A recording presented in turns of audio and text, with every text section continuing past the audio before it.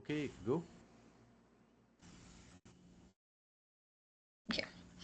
Good day, I am Sydney Walters, and today my partner and time, Christopher, and I will be presenting to you on Chapter 5 of the book Exploring Leadership, second edition by Comivis, Lucas, and Mahone, 2007, where we discuss understanding others.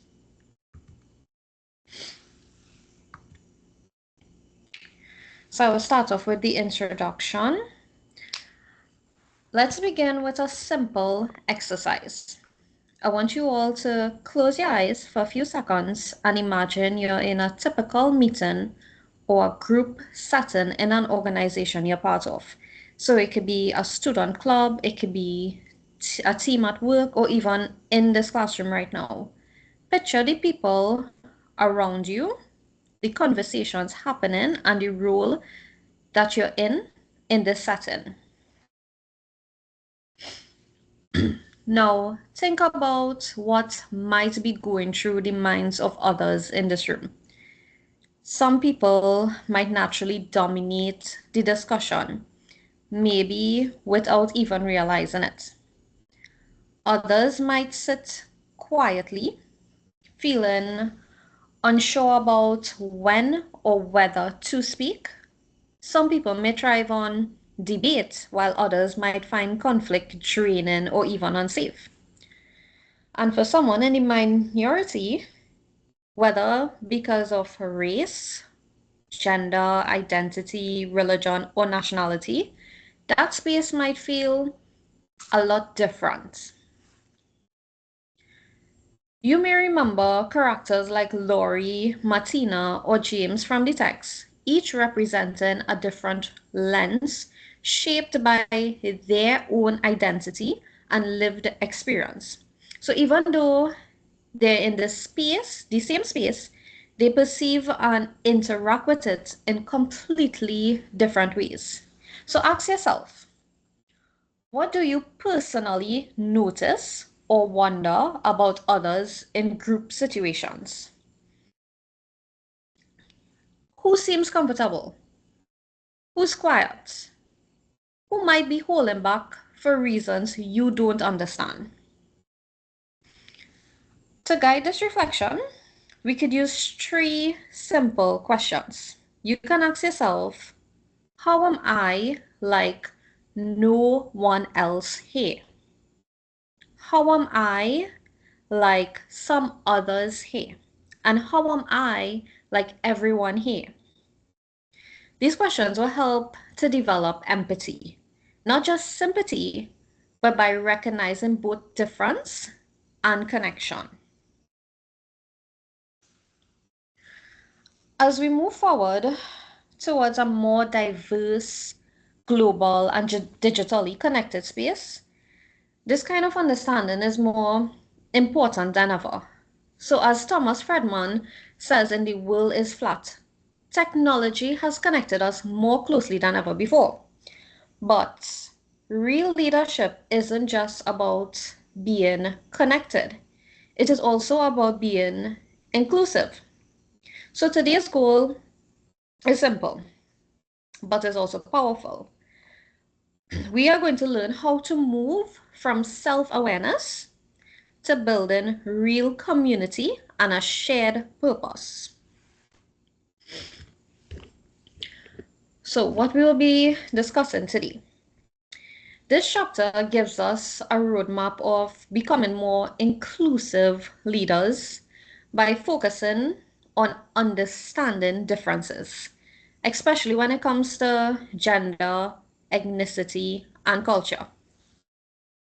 Effective leadership isn't just about authority or personality, it's about creating space where everyone feels safe, where everyone feels seen, where we feel heard, and we feel respected.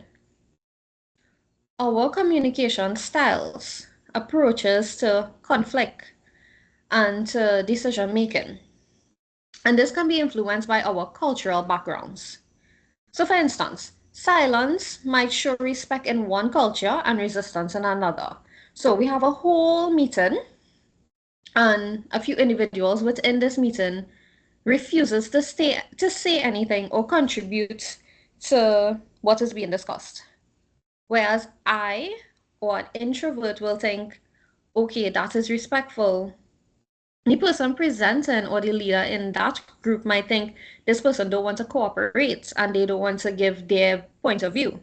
But most of the times it's because this person is just quiet or really have nothing to say and think that from their cultural background that this is a way to show respect.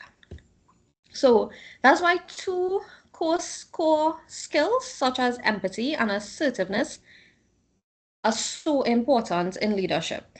So what empathy is that it helps us understand others' perspectives, whereas assertiveness helps us express our own clearly and respectfully.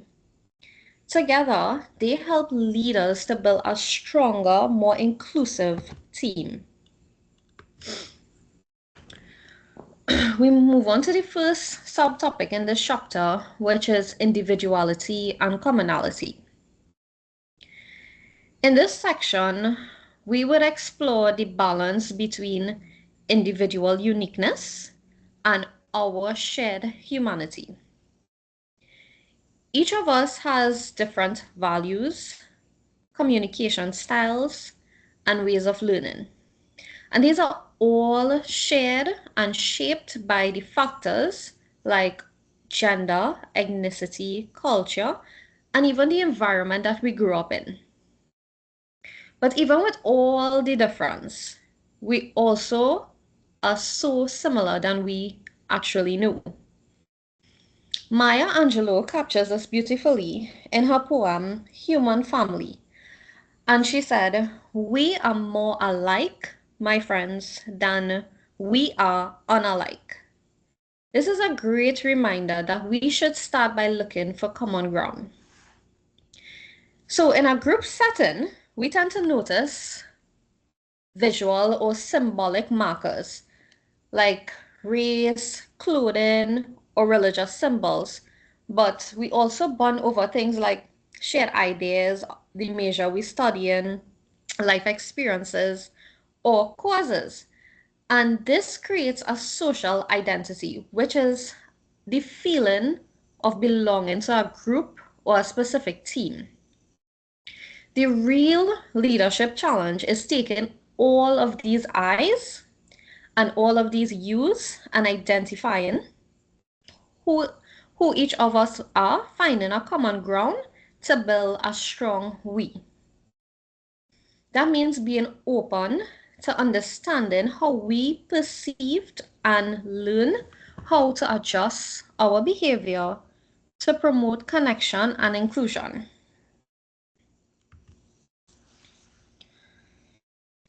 Our key concepts. So, the focus in this subtopic is how am I going to change who I am to understand or fit into a group full of we's? It's very simple. Once you understand who you are, you look at that as the I's, and then once you find a common ground with the U's, we accept that and we create that into a we. Now, the transition from I to we isn't always easy, especially if we're dealing with cultures that emphasizes on individualism. So effective leaders must practice pluralistic leadership. That is working across differences when it comes to race, when it comes to personalities, when it comes to backgrounds, and even when it comes to thoughts or opinions. One tool for thinking about this shift is the I to the you to the we model. To engage with others and to build a community we are expected to lower our focus on just ourselves from the I to I, and then we need to respect and listen to you so we can form a collective we. So for Antaimi and I to create this PowerPoint presentation, I had to focus on myself, understand what I wanted to bring forward, then I needed to respect and listen and time my contributions in order for us to now meet at a common ground as to what we wanted to present. So that brings us from the I to the you to the we. Ultimately, leadership is about making space for both individuality and connection. And it's also learning how to unite people towards a common purpose. We will then move on to understanding understanding gender diversity. In this section, we explore how gender shapes our personal development and the way we interact as leaders. One of the first questions to reflect on is, how has my gender influenced the way I behave or view the world? Can anybody answer that question? How has your gender influenced the way you behave or the way you view the world?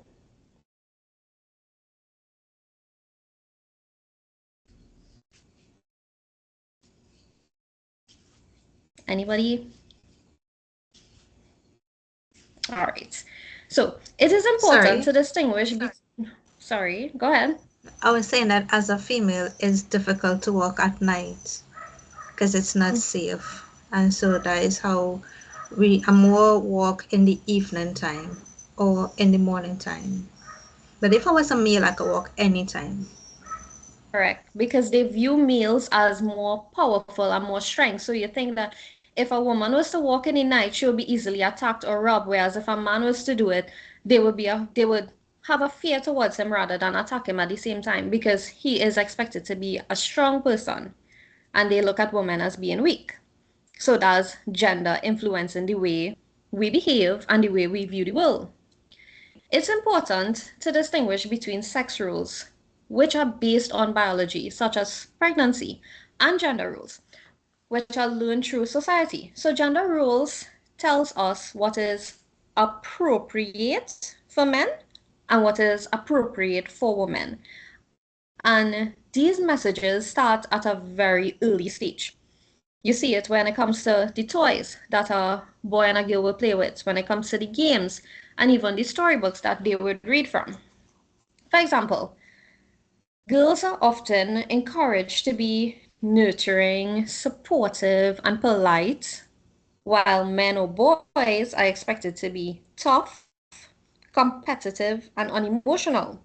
And we all experience this on a normal day, where you would look at a woman and you would think she's more gentle, and it's easier to talk to a woman than if you were to try to talk to a man because you would think that he's more tough, right?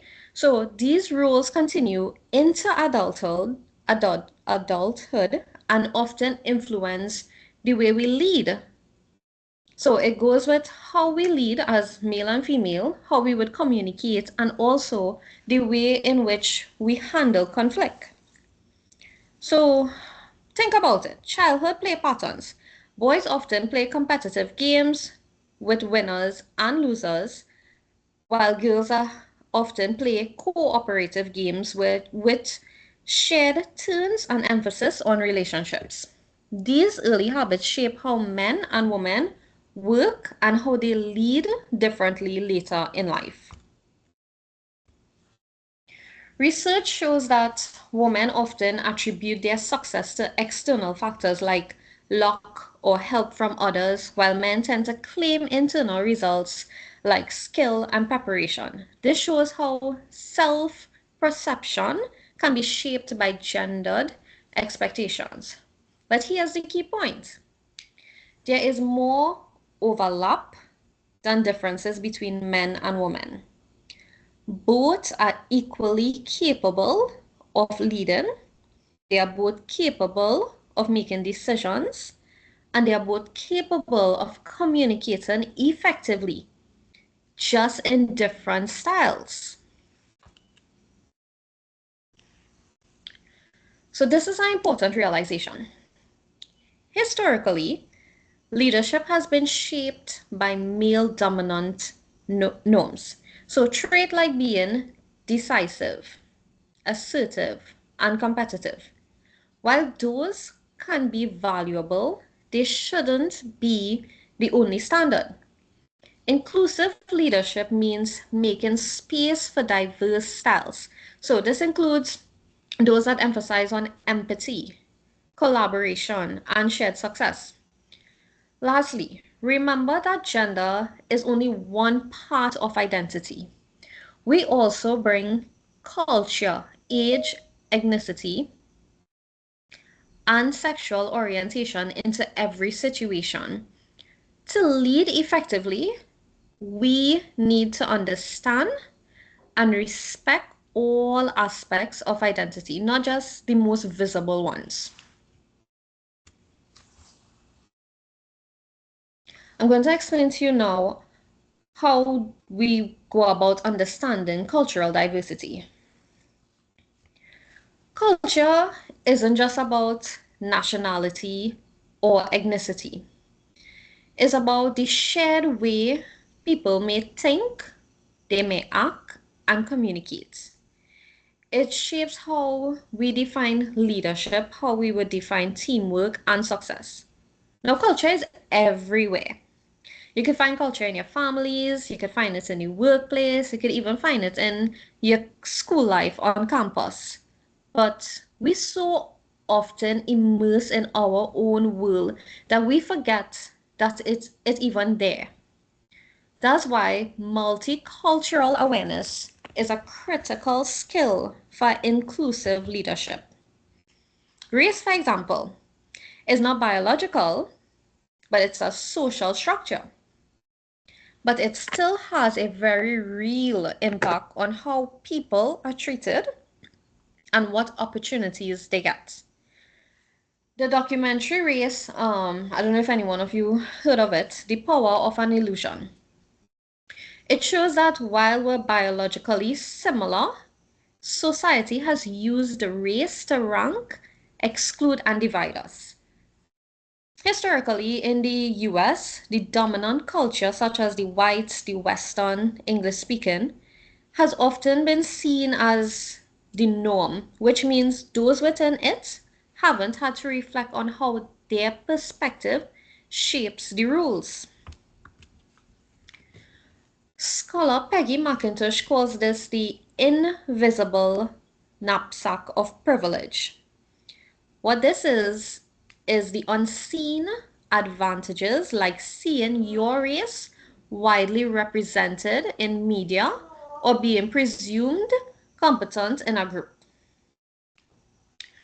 Privilege goes beyond race.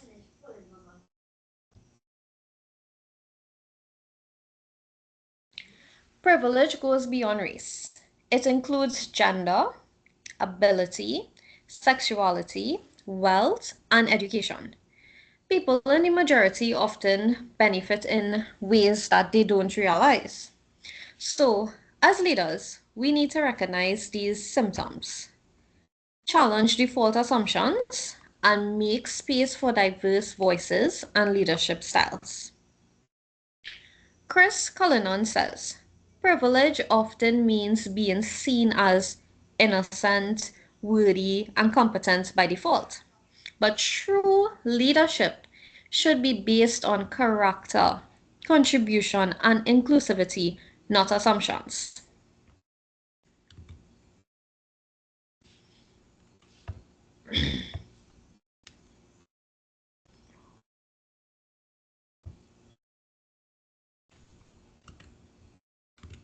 Right. Let's look at understanding international diversity. As our world becomes more interconnected, understanding international diversity is more important than ever, especially for the future leaders. Working with people from other cultures can be enriching, but it could also require sensitivity, awareness, and the willingness to adapt. Whether you're meeting international students on campus or you're working abroad, success depends on your ability to be able to navigate cultural differences, but with respect. Leadership researchers Javidan and House suggest that global leaders need to understand not just the differences between cultures, but also the implications of those differences. So it's not enough to know how another culture operates. You must be able to adapt your behavior to be effective and respectful towards that culture. Some essential traits of strong international leaders include adaptability, cultural empathy, acceptance of ambiguity, and self awareness of one's own cultural biasness. Emotional intelligence is also key in building trust and relationships across culture. We now look at 9 cultural factors that influence the behavior and leadership styles, which was identified by Project Globe. One of the most important studies in this area is Project Globe, which surveyed thousands of managers worldwide to explore how leadership expectations differ across cultures. They identify 9 dimensions that vary across the countries. Things like how assertive people are expected to be, and how much uncertainty a society tolerates, and how power or gender roles has contributed. For example, some cultures emphasize on individualism, while some prioritize group identity and harmony. So some societies expect leaders to be highly assertive and direct, while others value humility and consensus. Understanding where someone might fall along these dimensions can help you work more effectively with them.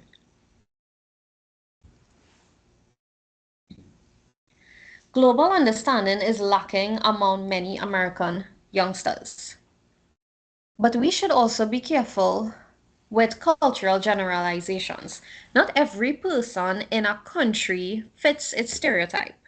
So this information should be used as a guide, but not as your rule book. So a big takeaway would be that American students often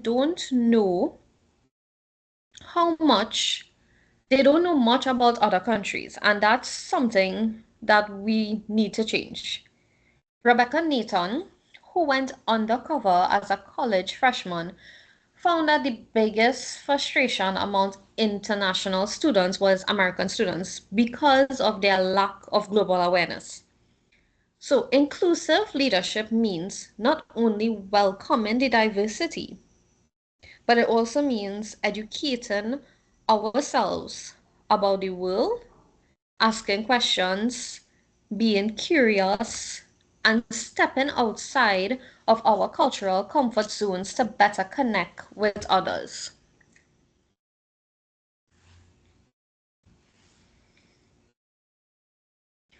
Now we're going to look at your cultural heritage.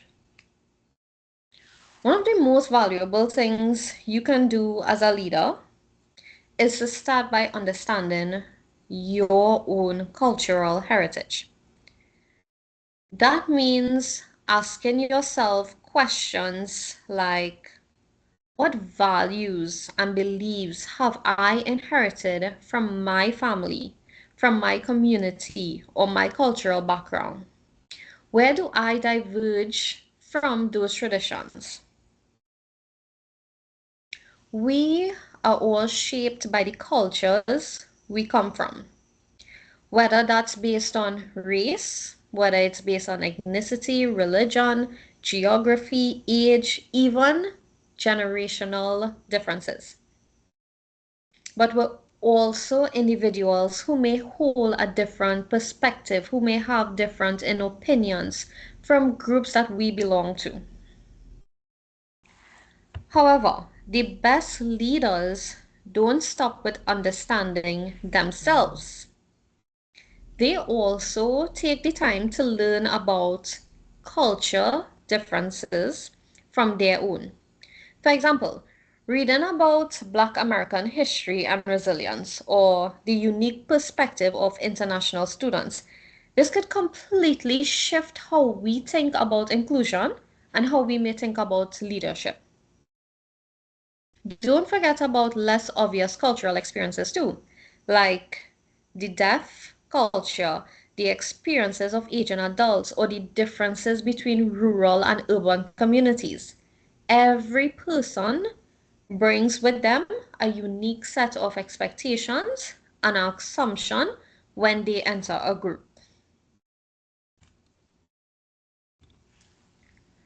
One of the most powerful things you could do as a leader is to acknowledge and to respect those differences, while you also create a space where common purpose can be found. Annie Milestone stated, the benefits of working with people who are different from you are extreme.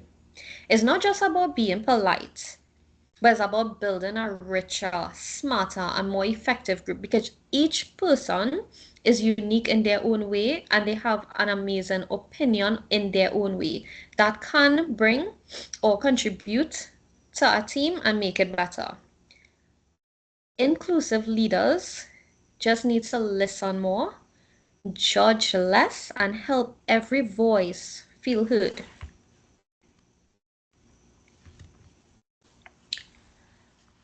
How do we build a multicultural appreciation? To be an effective leader in a diverse environment, we must develop an openness and appreciation for culture other than our own. Paul Patterson reminds us that this requires awareness, knowledge, and skills to work well in multicultural settings. Dave Hopes offers a useful model to understand this growth, called the intercultural learning process. It starts with intercentrism, where people believe their culture is the best and others are inferior. Unfortunately, this stage is often the root of racism and sexism.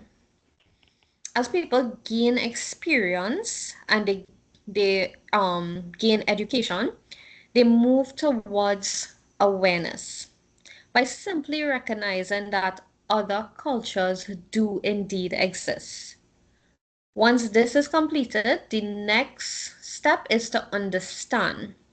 Understand where we stand to objectively learn about others, their values and customs, but still in a detached way. Then they move on to acceptance or respect, which means tolerating differences without judgment. However, this is often just a starting point. It doesn't yet mean we value those cultures equally. But as we grow, we begin to appreciate and value the strengths and the unique contributions of each other culture. So this stage is more subjective and personal. Some people move on to selective adoption where they actively incorporate valuable cultural practices or perspectives into their own lives. The ideal is multiculturalism, which is a lifelong, ongoing process of feeling comfortable with effective cross-cultural communication and relationships. Multiculturalism, it enriches us all. It allows groups like the Black Student Union and the Jewish Student Union to learn from one another, or younger generations to appreciate elders' perspectives. Remember, this doesn't mean everyone will agree on everything. It doesn't mean that decision making will become easier. But what it does mean is that the greater understanding will now equal to respect and collaboration. Our attitude towards differences or our attitude towards people who are different evolve throughout our lives, which is shaped by most of the times experiences, whether it be a positive experience or a negative experience. Unfortunately, some experiences can cause fear or dislike of differences, which may eventually escalate into racism, homophobia, or sexism. On the other hand, many people learn to appreciate and embrace diversity. Diversity is crucial for a thriving society. Josephine Tiswood's work with the Houston Transgender Unity Committee, which highlights how inclusion benefits communities and corporations alike. To better understand attitude towards the differences, Dorothy Riddle developed the Riddle scale, originally to describe attitudes towards the gay, lesbian people, but it also applies broadly. The scale ranges from negative attitudes like repulsion, pity, tolerance, and acceptance, where people often see those who are different as less valuable or merely tolerable.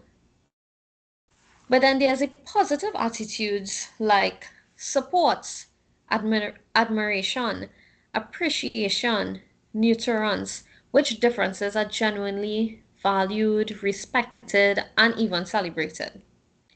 This skill helps us recognize where we and where others might fall and challenges us to move towards a more positive, affirming attitudes that honor the value of diversity. I would now pass you on to my colleague Antaimi as she continue with cultural influences on leadership behavior. Hi, good afternoon, everyone. My name is. Are you all hearing me? Yeah, I'm hearing you. Yes, you just have to echo. My name is Antaimi Christopher, and I will be teaching the second part of Chapter 5, Understanding Others. So, cultural influences on leadership behavior. Leaders must be aware of aspects of diversity as sex, race, ethnicity, age, sexual identity, religion, ability, or socioeconomic status influence our own behavior and that of others in groups is a step toward being an effective relational leader. So, what is a relational leader? A relational leader is a leader who focuses on relationships with the people they lead. They are supportive and understanding. For example, let's say you went to work and you weren't feeling so good. However, your supervisor is not a relational leader. How would you feel? How do you go about telling him or her what is going on with you? That connection, comfort is not there.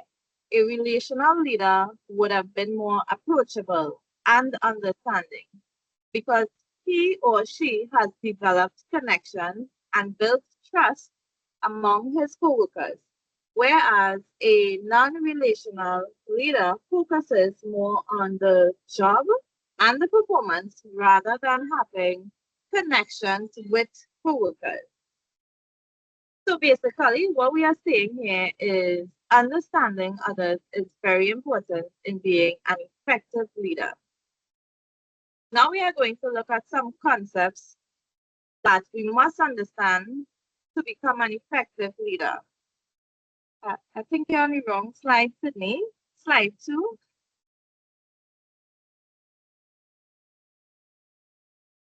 Growing up in Trinidad. Growing up in Trinidad, I believe that we are all very familiar with diversity, sex, age, religion, ethnicity. For example, I have participated in Diwali celebrations, Eid al-Fitr celebrations, Christmas celebrations, and much more. Diversity is also displayed with our vast variety of food. But do you know that diversity also takes place in groups? No group is the same. Based on our cultural influences, every individual's personality, preference, attitudes, styles, value systems, beliefs, and opinions all vary. For example, everyone in this class has a different personality, attitude, style, and belief. We are all different. Being a good leader means understanding the value everyone's differences and try to make the group's diversity a strength and not a problem. Appreciating diversity in groups gives leaders the opportunity to see the problem or task in different perspectives. There are two things we can avoid when dealing with diversity in groups. Avoiding stereotypes. So, what is a stereotype? Have you all ever heard the saying, judging a book by its cover? So, that is basically what a stereotype is. You can't understand someone just by labeling them by one part of their identity. Behavior comes from many factors. So, to become an effective leader, we must observe and understand people rather than assume things about them. The second thing is culture affects leadership. Leaders who are aware of this can work more effectively with everyone. They understand that the way people communicate, solve conflicts, and make decisions is shaped by their cultural background.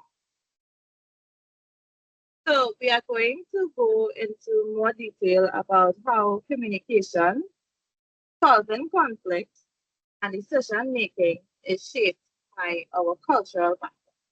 So, we're going to start with communication. Everyone has a different approach when communicating. There are many communication styles in groups. Some people like speaking a lot, others prefer writing. I am sure that the members of this class here tonight have observed that some students love to talk while others don't. Do you like to speak or prefer writing? Anyone? I would say both. It just depends on the context. Okay. Okay, that's interesting. That's nice. I am one of those students who don't like to talk. I prefer writing. So now moving along. Some individuals are outgoing, expressive, and emotional. Others are reserved and analytical. Some are open about themselves, while others are private. Some communicate directly and factually, while others use symbols and metaphors. Some see direct eye contact as respectful, while others prefer indirect body language. And another thing that is not really visible is time. Some value punctuality, others take a casual approach. Now, this one I am sure that you guys know about. There is always that one friend who is always late no matter what, and there's that one friend who is always early. Which one are you? One I would aspect. Go, go ahead. I'm definitely the one that always late. Right, I'm the early one. One aspect of communication research has found to be useful is the idea of speech communities. A speech community exists when people share norms about how to use talk and what purposes it serves. It can be determined by gender, ethnicity, workplace, interests, or other groups that share a common core of pattern. Leaders must recognize different speech communities because groups often develop their own language or ways of communicating outsiders may not understand. Some groups, for example, with gamers, have their own language where they use slang and abbreviation as a communication tool. Next slide, please.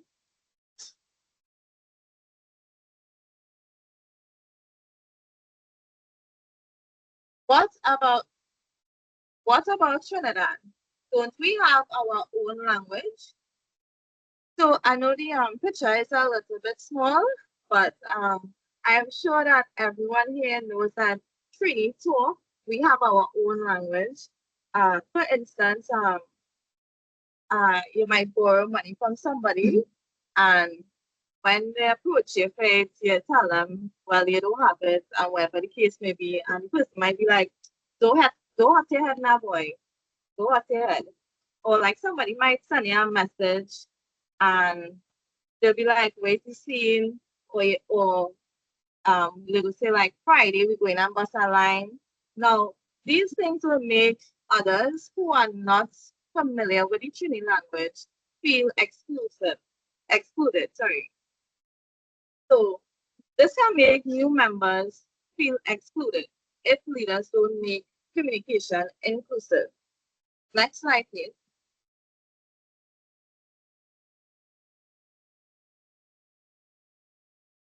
Another part of communication is non-verbal communication.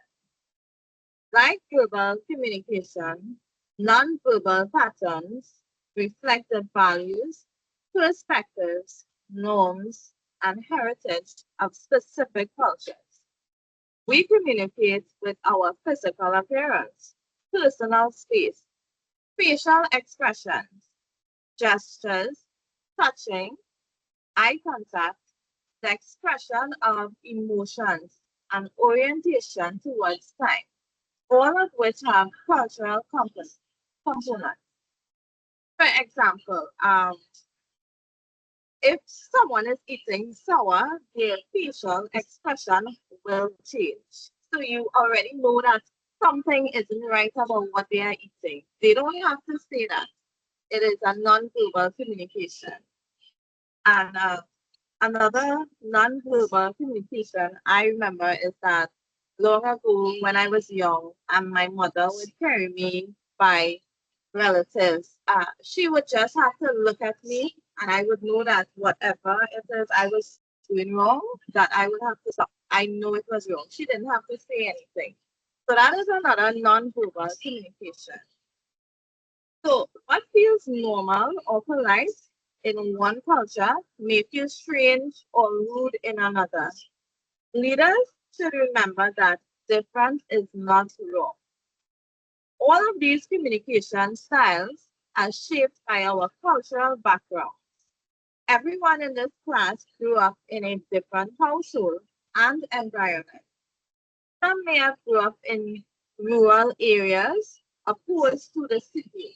Some may have lived in an extended family, while others lived in nuclear or singular parent households.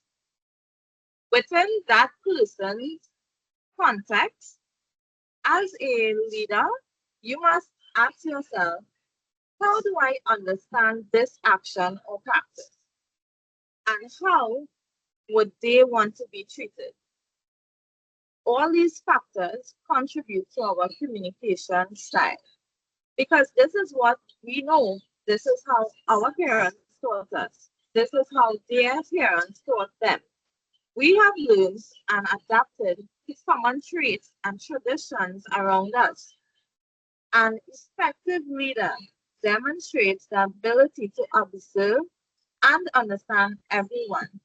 They should be able to respect and recognize individuals' communication preference to create an interactive, inclusive, and efficient group. Next slide, please. So we're going to move on to conflict resolution. So an effective relational leader must possess the skills to resolve conflict. People handle conflict differently. Some are confrontational, while others are stubborn. Some take responsibility while others blame. Some aim for harmony, others insist their way is the only way. Some are deferential to authority, others are willing to challenge authority. Some even linked conflict resolution to values like harmony with nature. But conflict is inevitable. Any type of change will result in a degree of conflict. Next slide, please.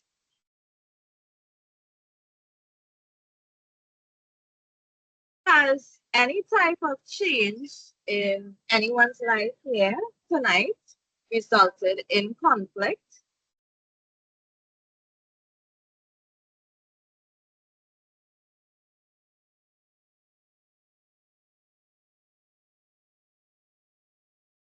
I guess not. So let me share an example.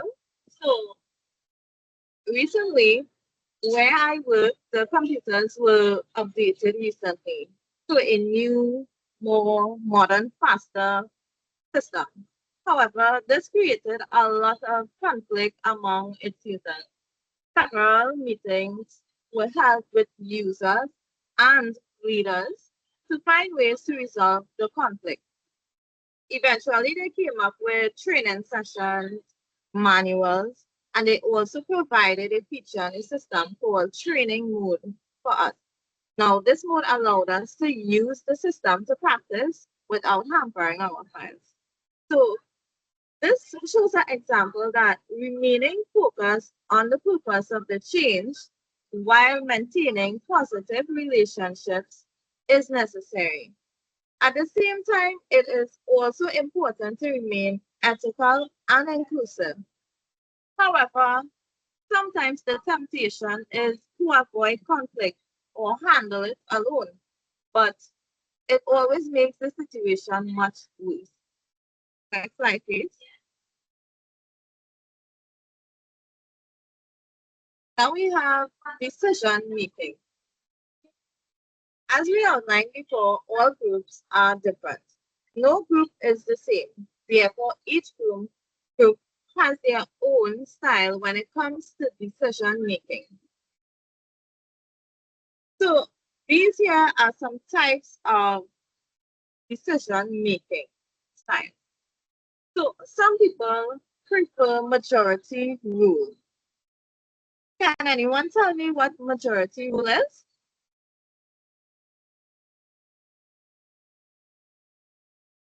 It means that the majority, like if opposition is have 13 and the other side have 12, the one with the side with the 13 would win over the one with the side with the 12, something like that. Yes, that is correct. Uh, Majority rule is basically voting, and the persons with the most votes that will be selected. So another decision style is consensus. Some people prefer consensus. So what is consensus? Consensus is finding a solution that all members can support or at least accept. Some drop an issue if no clear argument is reached, revisiting it later. Some want hierarchy, authorities to decide, so that means they want the leader to decide. Others think experts or those directly involved should decide. To become relational leader, a relational leader, strong communication skills is required to help each person seek to understand others, not just persuade them. So the goal here is to make others understand each other. In order to accomplish this goal, leaders must ask themselves, how do my perspectives and preferences shape my view?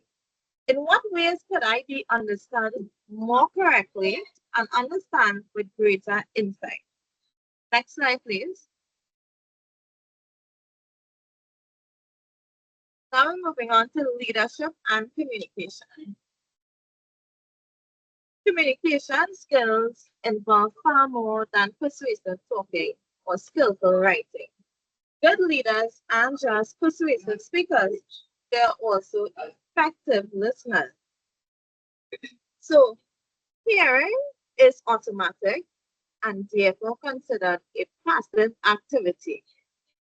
Listening, on the other hand, is a purposive activity. It requires focus and mindfulness. It is intentional.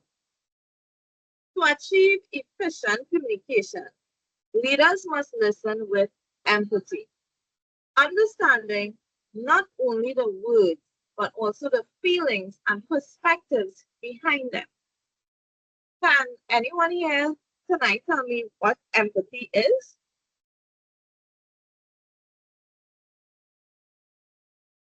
I think that empathy is the ability to relate and also put yourself in that person's shoes when it comes to their emotions or what they're saying. That is correct. So, empathy means you are using another person's standards and reference points to understand that person's experience. It is a contrast to sympathy.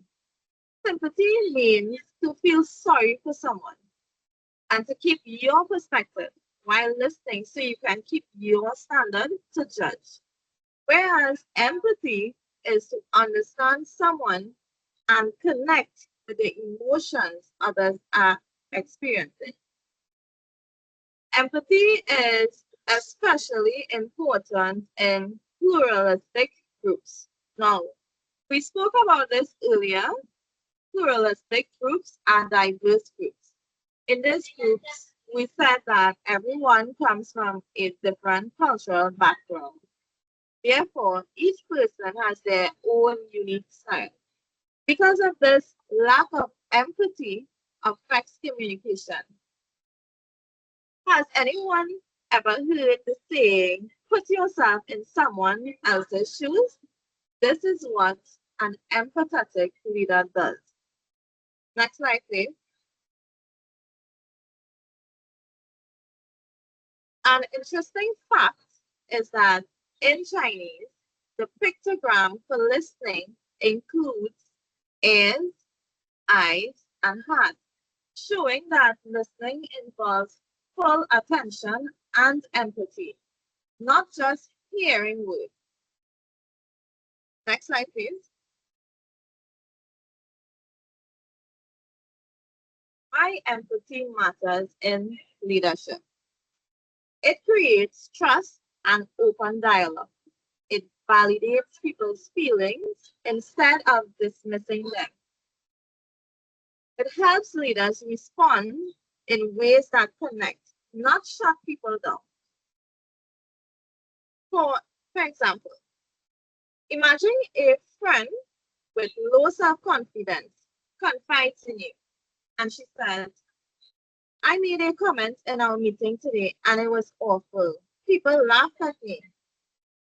Showing sympathy and remembering times you have said things like that when you just needed a moral boost, you might say, oh, I'm sure it wasn't that bad. And what you said was just humorous. Probably no one even remembers. Responding with empathy, however, you might say, I know how hard it is to speak up in that meeting. You don't talk much in that setting, and it must have been very scary. This response leads to more genuine dialogue than the first, which denied your friend's emotion and apparent pain of the experience. A renowned psychologist named Carl Rogers often requires persons to restate what someone said to show you truly heard and understood. A famous leadership and self-help author named Stephen R. Conway also came up with the quote, speak first to understand, then to be understood. Next slide, please.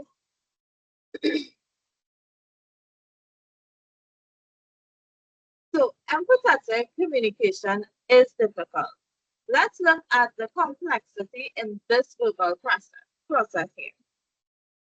So, what I meant to say, what I actually said, because I was thinking it in my head, but I may have said something else.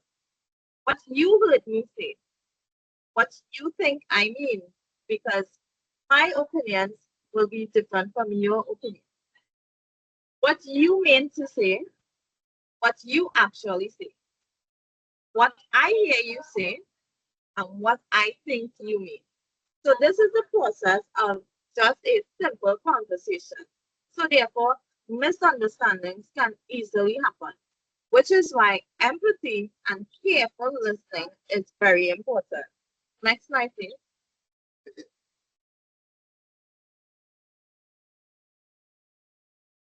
So each element in that process is influenced by our cultural and gender lens. The stereotype is that women talk more. However, research has shown that men usually speak first, more often, and for longer in mixed gender settings. Research has also shown that men use rapport talk. What is rapport talk?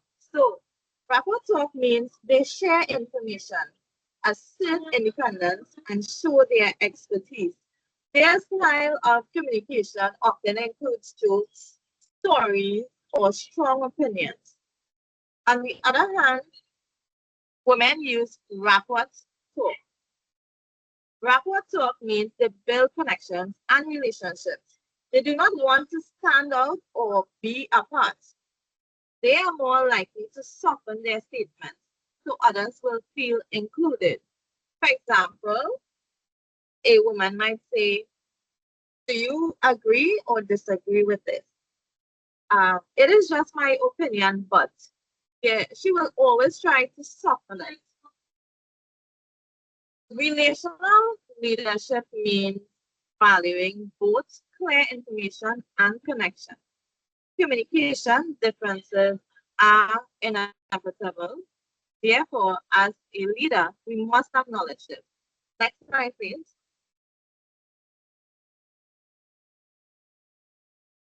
Now we're moving on to assertive communication. So, socialization has clearly played an important role in how we have learned to converse with each other. This is displayed when women silence themselves to avoid conflict. So they are known as the peacemakers. Or when men feel pressured to be dominant, so they will be more manly, aggressive, and assumes that their opinions are of more value than others. In every communication, everyone has the right to speak and the right to be heard. Everyone has the responsibility to listen. Individuals are allowed to say no to requests without feeling guilty or apologize. Next slide, please.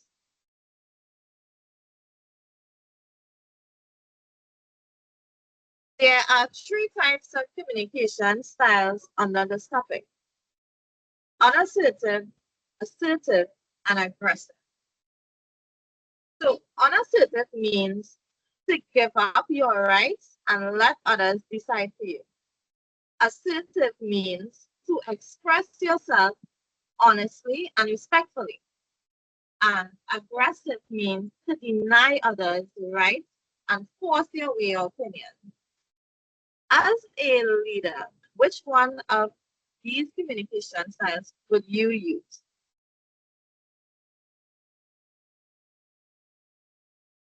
Anyone? Um, I think I would mix assertive and unassertive, so more of like a democratic leader being able to lead, but also allow people the space to explore their thoughts and emotions about a particular subject. Yeah, I love that answer. Mixing it, yes. Very good answer. So, being assertive doesn't mean that you always get your way. It means you made your perspective clear while respecting others.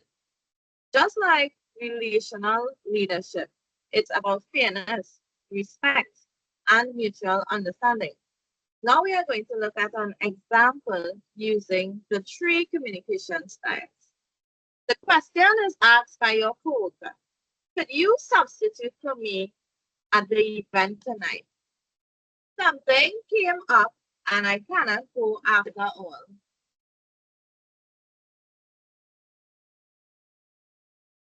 So an unassertive response can be something like, okay, sure, I guess I can.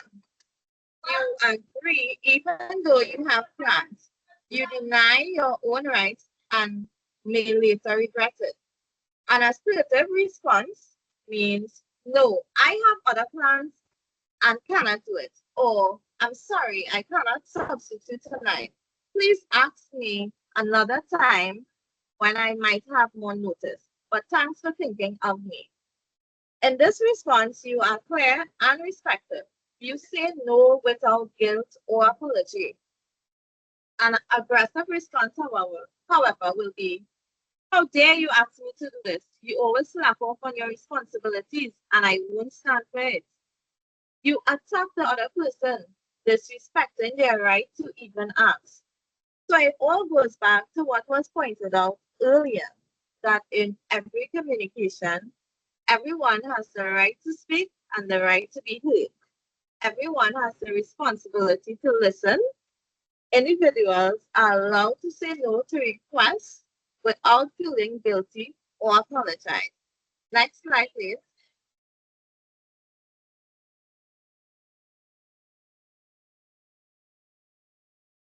Now we're going to move on to relational empathy.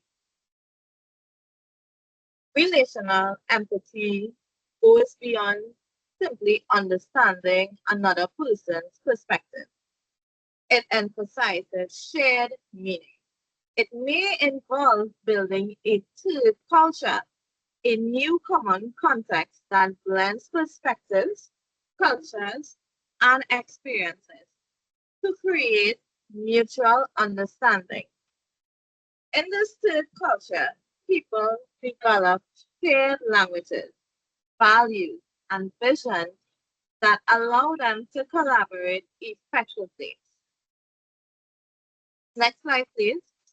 In this third culture, the beliefs instilled are people are good, honest, and trustworthy. People are purposeful.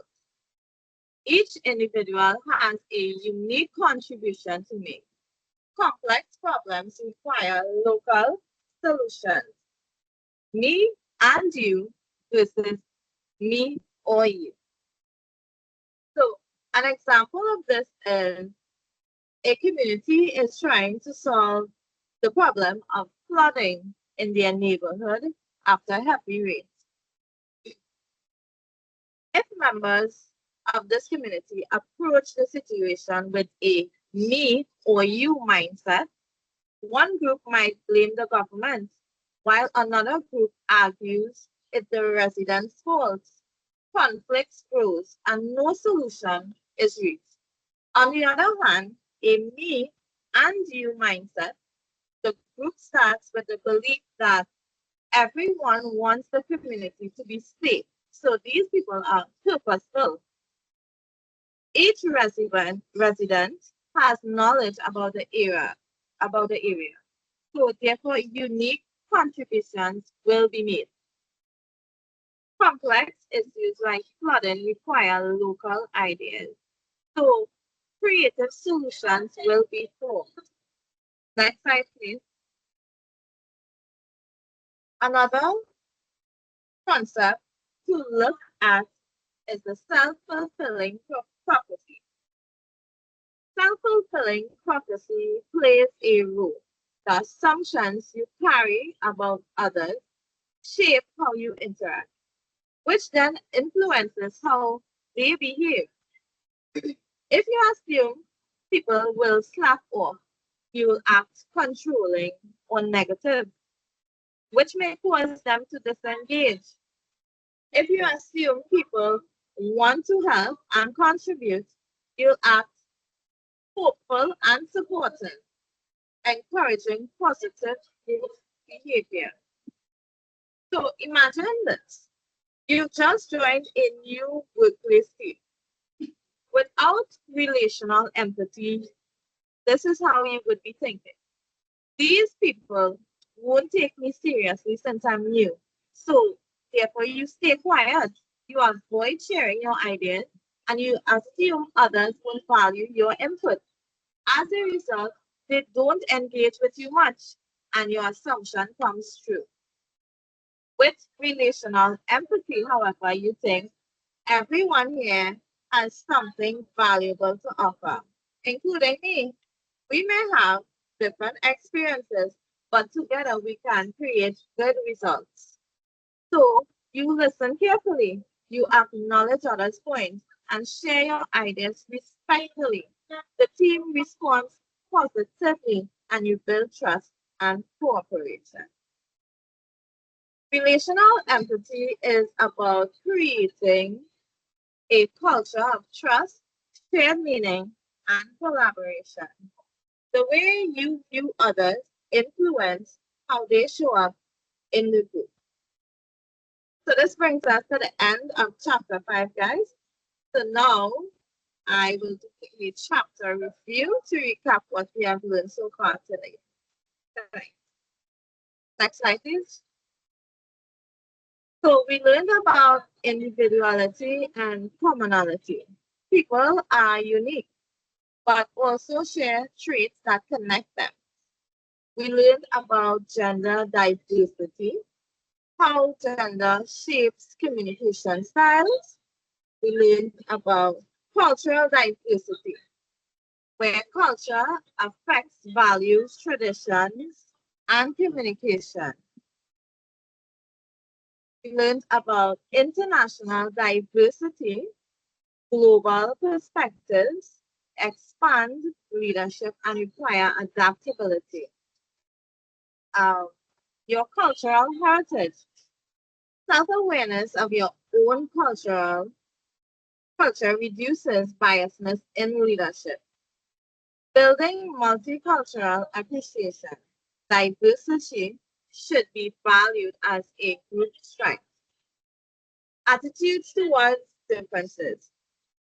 Stereotypes and expectations can limit or empower group behavior. Cultural influences on leadership talks about culture shapes communication, conflict, and decision making. Communication, we learn that listening is intentional and hearing is passive. Conflict resolution, leaders manage conflict ethically, focusing on goals and relationships. Decision making, groups vary between voting, consensus, authority, and expertise. Leadership and communication. Leaders must practice empathy when listening and have mindful dialogue. Assertive communication. Assertiveness balances respect for yourself and others. And lastly, relational empathy.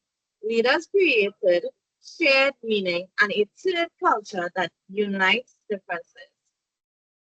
So now I'm going to read a little summary of the chapter for you guys. This is actually the textbook summary.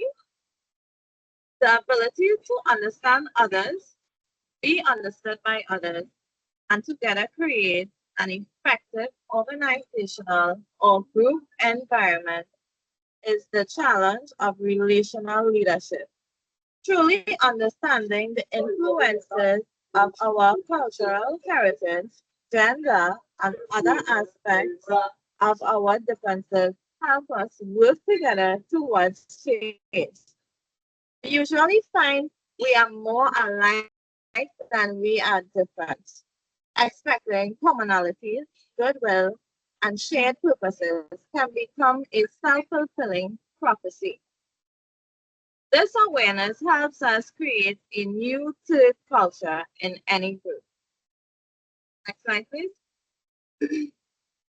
In conclusion, Understanding others is at the heart of effective leadership. By valuing diversity, practicing empathy, and communicating with respect, we can turn differences into strengths. On behalf of Sydney Walters and myself, I want to take this opportunity to thank you all for listening to us tonight. And I hope you all gained something useful from this presentation. Thank you, everyone.